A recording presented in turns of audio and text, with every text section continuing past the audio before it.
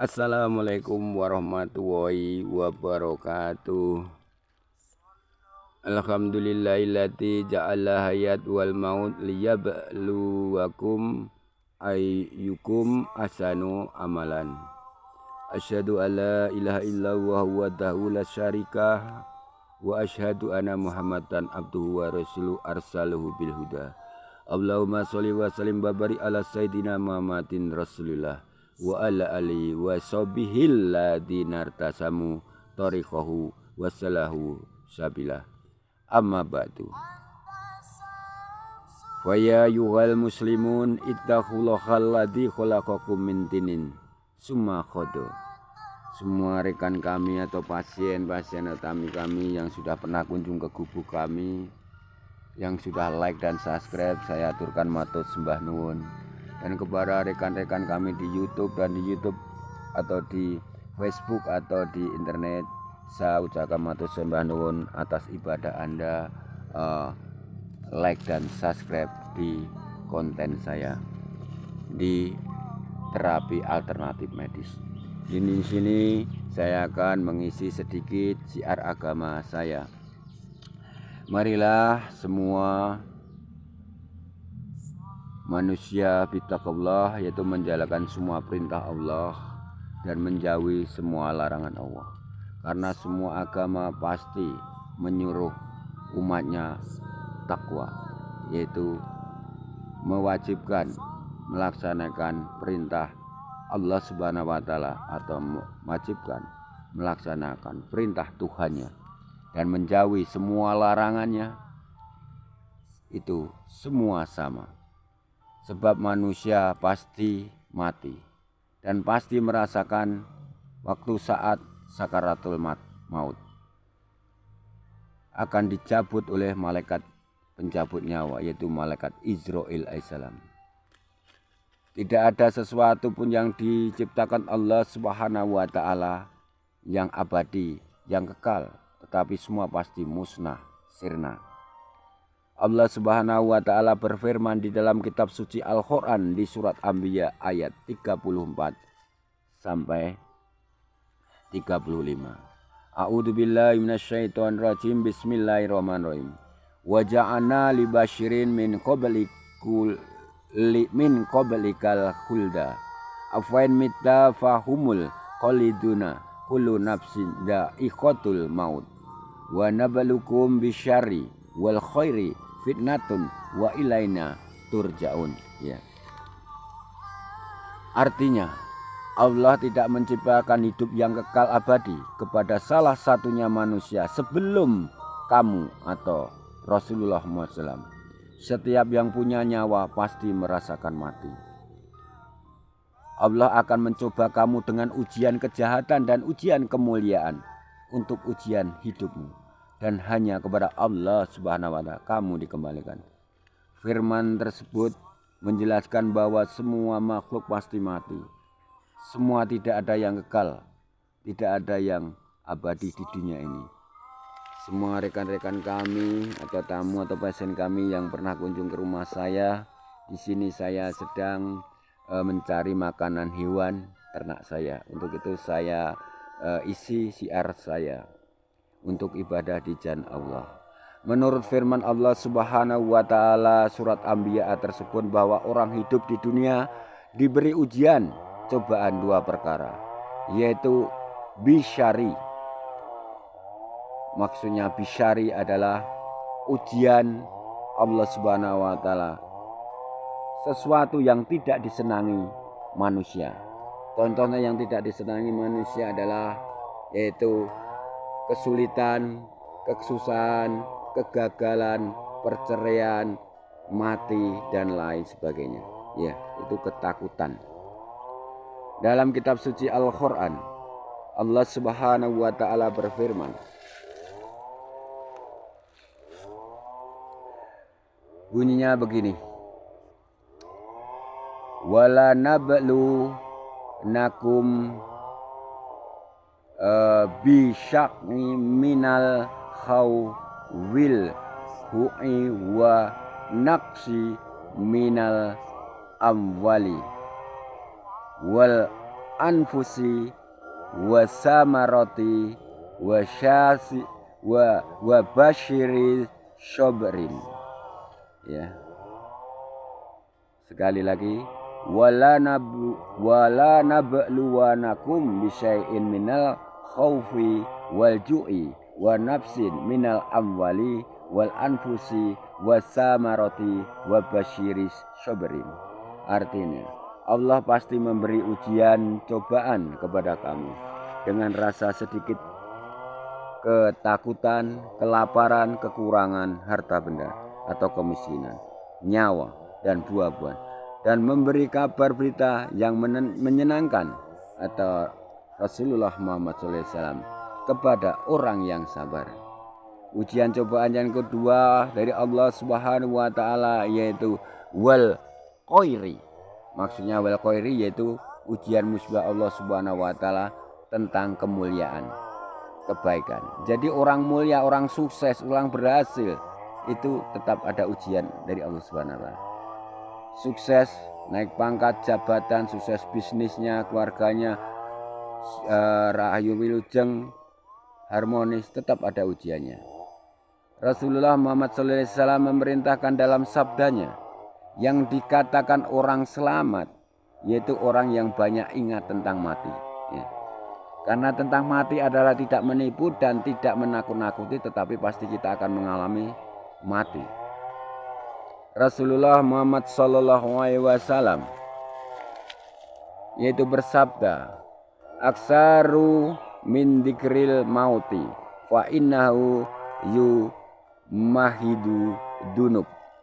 Artinya, kamu semua perbanyaklah ingat tentang mati, sebab ingat mati itu bisa menjadikan berusaha untuk menghapus dosanya.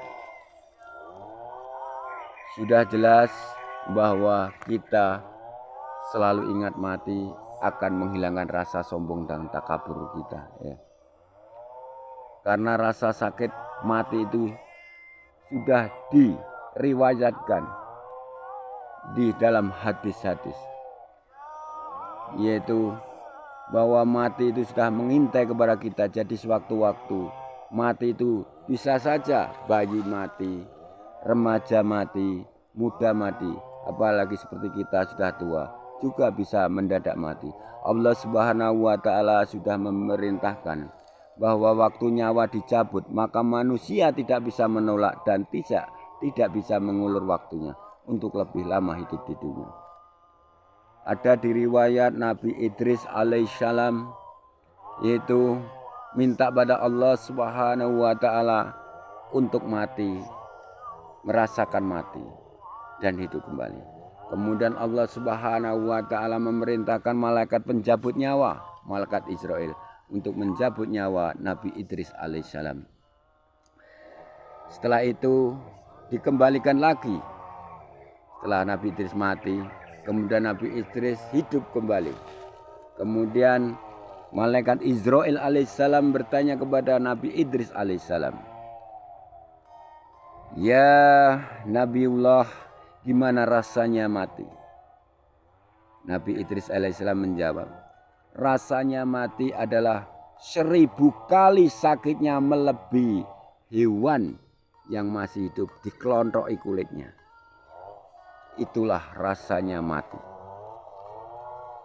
Untuk itu maka kita sebagai orang yang beriman ingat mati akan mengurangi kesombongan dan ketaburan kita.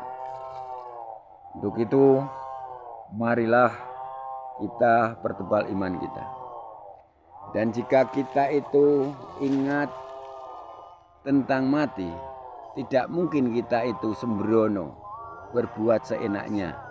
Jadi kita harus hati-hati lan waspada. Dan kita kalau biar hidup kita rahayu wilujeng selamat hidup di negara Kesatuan Republik Indonesia ini, wajiblah setiap waktu, setiap hari melaksanakan nilai-nilai Pancasila, yaitu ketuhanan yang Maha Esa. Akan mengenal ketuhanan yang Maha Esa jika kita melakukan nilai-nilai Pancasila.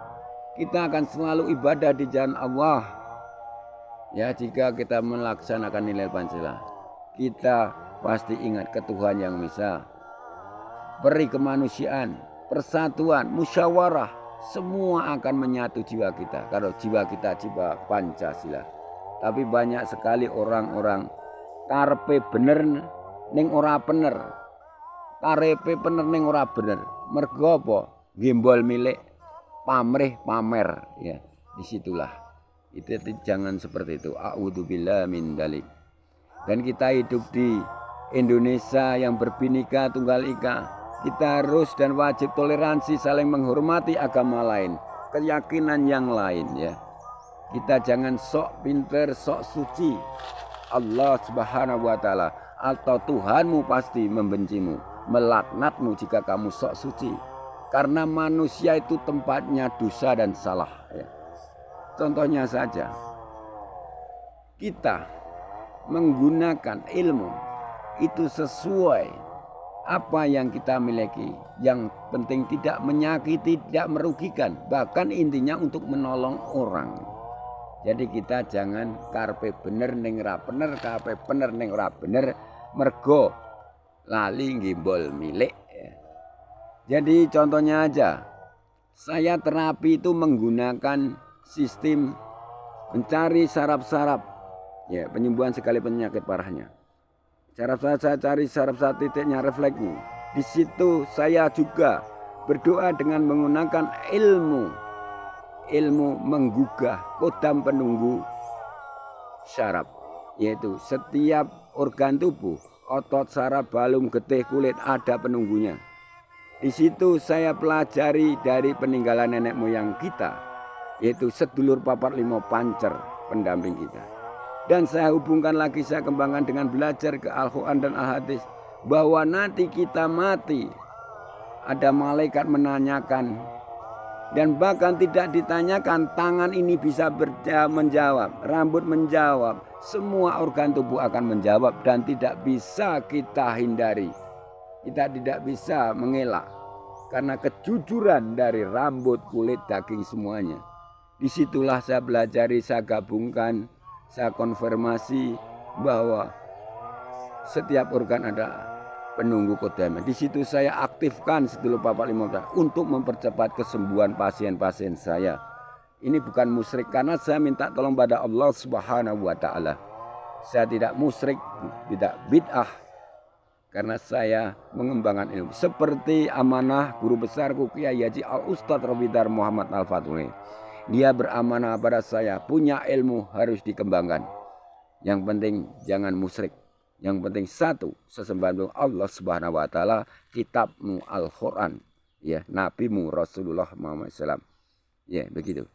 Dan saudaramu adalah semua manusia, wal muslimin wal muslimat. Jadi kita tidak usah sok suci, sok pinter, sok sakti. Dan kita hormati nenek moyang kita yang punya ilmu kesaktian. Kita bisa hidup di Indonesia ini, sopo toh? Itu kan karena kesaktian nenek moyang kita punya ilmu-ilmu. Jadi kita jangan sekali-kali mengatakan ilmu ini hitam, ilmu itu merah, ilmu ini kuning, ilmu ini biru. Jangan. Belum tentu kita itu benar ya. Allah Subhanahu wa taala yang tahu. Kita damailah di dunia. Kita berbhinnekalah. Jaga NKRI dalam kesatuan dan persatuan. Kita tidak usah cari wah. Kita bersatu ya dalam wadah persatuan. Biarlah dia urusan dia ya. Berprinsip dia sendiri ya.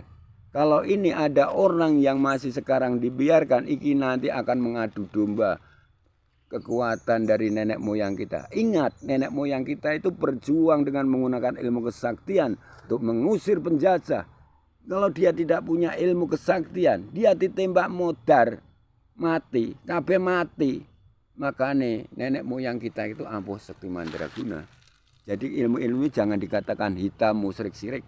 Dia itu pejuang. Ya, kamu bisa mengatakan atau bahkan itu adalah musyrik, ilmu itu musyrik, itu diturunkan cucunya musyrik itu. Jangan ya. Musyrik dan tidak ada Allah Subhanahu wa taala yang mengadili. Kita hidup di Indonesia, berbhinneka tunggal ika. Jadi jangan sampai datang ke sana ke sini, ngelabrak sana ngelabrak sini, jangan. peninggalan nenek moyang kita itu diturunkan kepada cucunya. Satu tujuannya untuk mengusir penyakit, untuk menyembuhkan penyakit, untuk menolong masyarakat. Bahkan dia punya jiwa partisipasi pada masyarakat. Itu. Apalagi berpenoban orang yang dituruni ilmu nenek moyangnya tersebut dalam batinnya seperti saya. Apa yang saya berikan kepada bangsa dan negara, bukan apa yang diberikan bangsa dan negara kepada saya. Salah. Sekali lagi, apa yang saya berikan kepada bangsa dan negara, yaitu berpartisipasi, ibadah menolong masyarakat Indonesia supaya Rahayu Wilujeng sehat.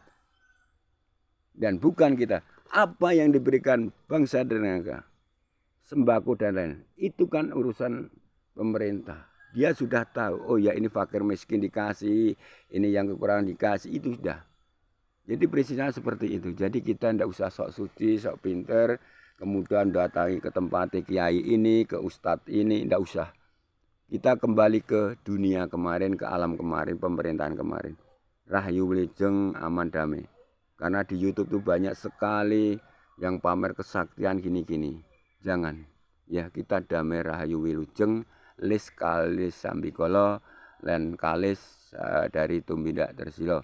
Silahkan bagi saudara-saudara kami semua yang punya penyakit parah, belum sembuh-sembuh, nanti bisa sowan datang ke gubuk saya dengan alamat Dusun Kliyo RT 1 RW 3 desanya Sugihwaras, Pringkuku Pacitan Jawa Timur, ke rumah Bapak Purwadi.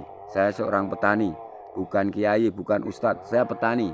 Ya, petani yang suka ibadah, petani yang prinsipnya aku urip sisa uripku iki ora golek wareke weteng. Aku ora golek jeneng marai warak ning ora barokah. Aku golek jeneng ana ing ngersane Allah Subhanahu wa taala. Aku ora golek jeneng ning ngarepe menungso. Kalau golek jeneng ning ngarepe menungso berarti takabur sombong, itu watak jin iblis. Saya mencari jeneng atau nama di hadapan Allah Subhanahu wa taala karena semua bakal mati. Saya akan mencari sanguning mati atau bekalnya mati. Dan biaya untuk mengatasi semua penyakit parah ataupun bertahun-tahun biayanya sukarela, tidak ada paksaan, tidak mahar. Saya ibadah Allah. Dan bagi pasien yang ingin punya problema sosial, saya siap membantu doa restunya. Silakan datang ke gubuk saya. Biaya sukarela, tidak ada paksaan. Sekali lagi saya tekankan, saya tidak percaya. Saya tidak percaya uang goib. Saya tidak percaya dengan penggandaan uang. Saya percaya pada Allah Subhanahu wa taala yang Maha Pemberi rezeki dengan doa-doa. Kalau uang goib penggandaan saya tidak percaya. Itu adalah kasus perkara modus itu. Namanya uang goib tidak ada. Yang ada adalah rezeki teko sangkan paran. Rezeki teko samparan bahasa Indonesianya, rezeki datang mendadak dari bisnismu, dari usahamu, ya, dari temanmu yang memberi modal tanpa bunga. Lalu kemudian membantu kesuksesanmu, membantu keluargamu kelaparan kekurangan. Itulah rezeki teko samparan dan itu ada amalannya. Jadi jangan percaya tentang uang gaib. A'udzubillahi min dzalik. Barakallahu li wa lakum fil Qur'anil azim. Wa nafa'ani wa iyyakum bima fihi minal ayati wad dzikril hakim wa taqabbal minni wa minkum tilawatuhu innahu wasamiul alim. Akhulu khuli hadza wastaghfiruhu fa ya fauzal mustaghfirina wa ya najat tabiina. Allahumma sholli ala sayidina Muhammad wa ala ali sayidina Muhammad sallallahu ala Muhammad sallallahu alaihi wasallam. Allahumma sholli salatan kamilatan wa salim salamataman ala sayidina Muhammadin tanil wa tanfarizu wa dudul wa tunal birohi wa khusnul qatimi wa istaqal khamamu bi wasil karimi wa ala ali wa fi kulli lamatin binadan kulli maklum laka bi rahmatika ya arhamin. Silahkan semua teman-teman saya atau semua rekan saya atau yang ingin terapi, datanglah, buktikan 1 jam, 7 hari, 40 hari, 100 hari menuju kesuksesan, menuju kesembuhan. 1 jam langsung menuju reaksi merasakan kesembuhan. Itu karena kuasa Allah Subhanahu wa taala. Dan saya akan berjuang dan berjuang, belajar dan belajar tentang makrifat sampai mati. Dan saya akan membuka semua tentang belajar dari kitab suci Al-Quran, gimana caranya supaya bisa menyembuhkan dengan doa-doa sumbernya Al-Quran yang suci. Dan saya melayani semua agama, semua ras, semua suku, semua bangsa.